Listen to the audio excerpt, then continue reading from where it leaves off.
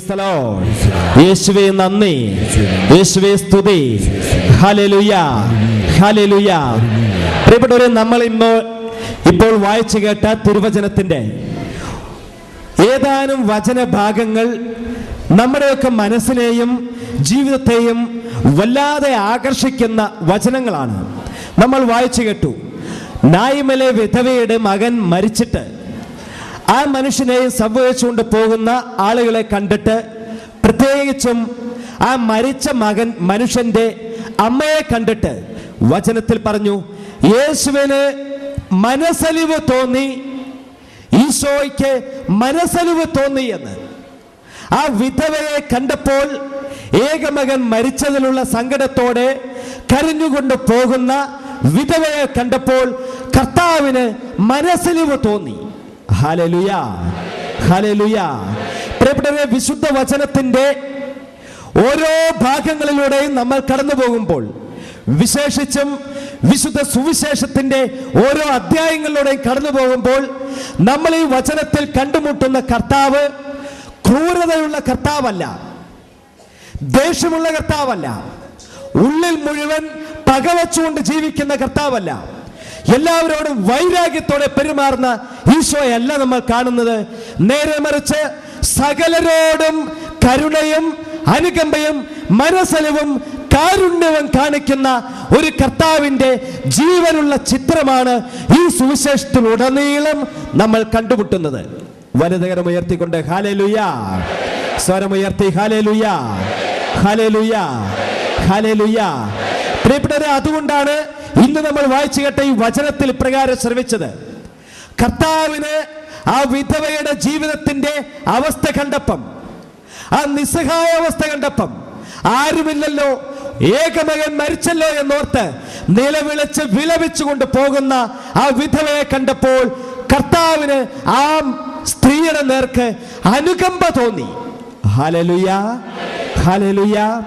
പ്രിയപ്പെട്ടവരെ, ഇതുപോലെ കർത്താവിന് അനുകമ്പ തോന്നിയ ഒട്ടനവധി സന്ദർഭങ്ങൾ ഈ വിശുദ്ധ സുവിശേഷത്തിൽ കാണാം.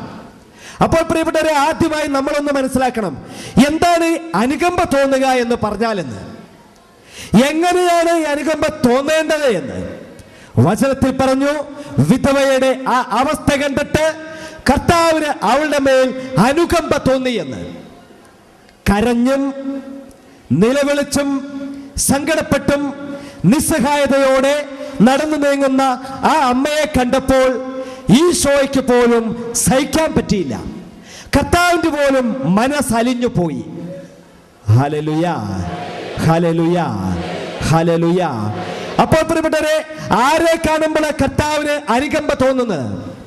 ആരുമില്ലാത്തവരെ കാണുമ്പം, സഹായിക്കാൻ ആരുമില്ലാത്തവരെ കാണുമ്പം, വേദനിച്ച് ജീവിക്കുന്നവരെ കാണുമ്പം, എല്ലാവരാലും തഴയപ്പെട്ടവരെ കാണുമ്പം, എല്ലാവരാലും ഉപേക്ഷിക്കപ്പെട്ടവരെ കാണുമ്പം, വയറ് വിശന്ന് വിശന്ന് പട്ടിണി അനുഭവിക്കുന്നവരെ കാണുമ്പം, എല്ലാവരാലും വെറുക്കപ്പെട്ടവരെ കാണുമ്പോഴും ഈശോയ്ക്ക് അനുകമ്പ തോന്നും.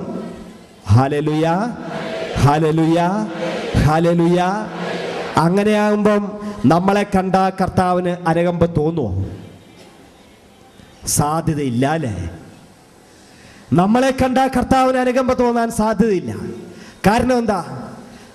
നമ്മളെ കണ്ടാൽ എല്ലാം തികഞ്ഞവരല്ലേ. ആരോഗ്യം, ബുദ്ധി, വിദ്യാഭ്യാസം, സമ്പത്ത്, സാഹചര്യങ്ങൾ, എല്ലാവരുടെയും സാന്നിധ്യം, ഇങ്ങനെ നമ്മളെ കണ്ടാൽ എല്ലാം തികഞ്ഞവരായിട്ട് കർത്താവിന് തോന്നും. ഹല്ലേലൂയ. സത്യമാണോ? പക്ഷേ ഒറ്റ നോട്ടത്തിൽ കണ്ടാൽ ചിലപ്പോൾ അങ്ങനെ തോന്നൂല്ലേ? ഇന്നാൾ ഒരു ചേച്ചി വന്ന് പറഞ്ഞേ, കരഞ്ഞോണ്ടാ സങ്കടപ്പെട്ടാ വന്ന് പറഞ്ഞേ. ചേച്ചി എന്ന് പറഞ്ഞാലും 50 വയസ്സോളം ഉണ്ട്, 50-55 വയസ്സുണ്ട്. എനിക്കാരുമില്ല, എന്നെ സഹായിക്കണം, എനിക്കാരുമില്ല എന്ന് പറഞ്ഞുകൊണ്ട് അതും നിലവിളിച്ച് കരയുക. അങ്ങോട്ട് എന്തെങ്കിലും ചോദിച്ചിട്ട് ഉത്തരം പറയാൻ പറ്റാത്ത വിധത്തിൽ അത് കരയുവാണ്. കുറേ നേരം കരച്ചിൽ കഴിഞ്ഞപ്പം ഒന്ന് ശാന്തമായപ്പോൾ ഞാൻ ചോദിച്ചു, അപ്പോൾ ചേച്ചി വിവാഹം കഴിഞ്ഞിട്ടില്ലേ? ആരുമില്ലേ? ഇപ്പം എവിടെയാണ് താമസിക്കുന്നേ? ഇങ്ങനെ 2-3 ചോദ്യം ചോദിച്ചപ്പോൾ അത് പറഞ്ഞു, കല്യാണമൊക്കെ കഴിഞ്ഞതാച്ചാ, 7 മക്കളും ഉണ്ട്. ഭർത്താവ് മരിച്ചുപോയി, 7 മക്കളുണ്ട്. എന്നിട്ട് അതിൻ്റെ കാര്യങ്ങളൊക്കെ പറഞ്ഞപ്പം എനിക്ക് തോന്നിയേ, സത്യമാണല്ലോ, ആരും ഇല്ലല്ലോ എന്ന്. ഒരുപക്ഷെ ബന്ധുക്കളായിട്ട്, മക്കളായിട്ട്, പ്രിയപ്പെട്ടവരായിട്ട് കുറേ പേരുണ്ടായിരിക്കും. പക്ഷെ വീട് നിറയെ ആളുകളുണ്ടായിരിക്കും. എന്നാലും ആരുമില്ലാതെ, ഒന്നുമില്ലാത്ത വിധത്തിലുള്ള ജീവിതം നയിക്കുന്ന എത്രയോ പേരാണ് നമ്മുടെ ഈ നാട്ടിലുള്ളത്. അതുകൊണ്ട് പ്രിയപ്പെട്ടവരെ, ഇവിടെ ഇരിക്കുന്ന നമ്മളെയൊക്കെ ഒറ്റനോട്ടത്തിൽ കണ്ടാൽ എല്ലാം തികഞ്ഞവരെന്നും എല്ലാം ഉള്ളവരെന്നും സർവ്വസമ്പന്നരെന്നും സർവ്വ സൗഭാഗ്യങ്ങളുടെയും വിളനിലങ്ങളായിട്ട് ശോഭിക്കുന്നവരെന്നും ഒരുപക്ഷെ നമ്മളെ ഒറ്റനോട്ടത്തിൽ കണ്ടാൽ തോന്നും.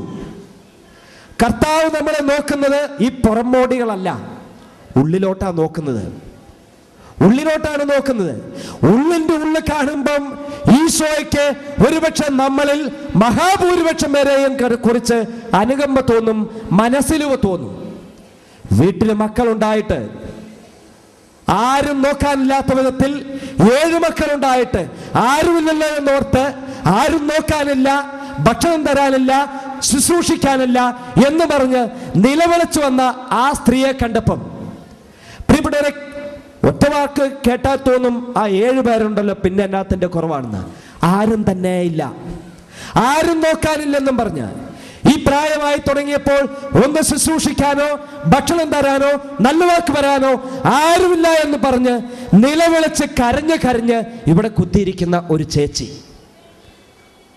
ഹല്ലേലൂയ, ഉറക്കെന്ന് പറഞ്ഞേ ഹല്ലേലൂയ, ഹല്ലേലൂയ. യേശുവേ നന്ദി, യേശുവേ സ്തുതി.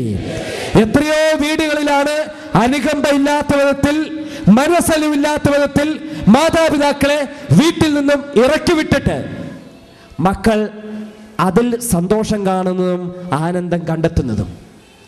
അങ്ങനെയുള്ള മാതാപിതാക്കളൊക്കെ സങ്കടത്തോടെ തിരിഞ്ഞു നിന്ന് സ്വന്തം വീട്ടിലേക്ക് നോക്കിയിട്ട്, എനിക്ക് കിടക്കാനായിട്ടൊരു വീടില്ലല്ലോ, എന്നെ നോക്കാൻ മക്കളില്ലല്ലോ എന്നോർത്ത് നിലവിളിച്ച് കരയുന്ന, നിരാശപ്പെട്ട് ജീവിക്കുന്ന എത്രയോ മാതാപിതാക്കളാണ് നമ്മുടെയൊക്കെ നാട്ടിലുള്ളത്. Hallelujah, hallelujah. പ്രിയപ്പെട്ടവരെ, അവിടെയാണ്, അങ്ങനെയുള്ള സന്ദർഭത്തിലാണ് ഈ വചനത്തിന്റെ പ്രാധാന്യം എന്റെയും നമ്മൾ ഓരോരുത്തരെയും ജീവിതത്തിലേക്ക് വരേണ്ടത്. കർത്താവിന് ആ വിധവയായ ആ അമ്മയുടെ നിലവിളി കണ്ടിട്ട്, കരച്ചിൽ കേട്ടിട്ട്, ജീവിത അവസ്ഥ കണ്ടിട്ട് അനുകമ്പ തോന്നി, മനസ്സലിവ് തോന്നിയെന്ന്. അപ്പോൾ പുറമോടി കണ്ട് വിധിക്കുന്നവനല്ല കർത്താവ്. പുറമെയുള്ള ആകാര ഭംഗി കണ്ടിട്ട് ഏതെങ്കിലും വിധി പറയുന്നവനല്ല കർത്താവ്. ഈശോ നമ്മുടെ ഓരോരുത്തരെയും ഉള്ളി കാണും. ഉള്ളിൻ്റെ ഉള്ളിലെ വേദനകളും നൊമ്പരങ്ങളും നിസ്സഹായതയും കണ്ടു കഴിയുമ്പോൾ തീർച്ചയായിട്ടും കർത്താവിന് നമ്മുടെ മേലും അലിവും അനുകമ്പയും തോന്നും. വലതുകരം ഉയർത്തി ഹല്ലേലൂയ.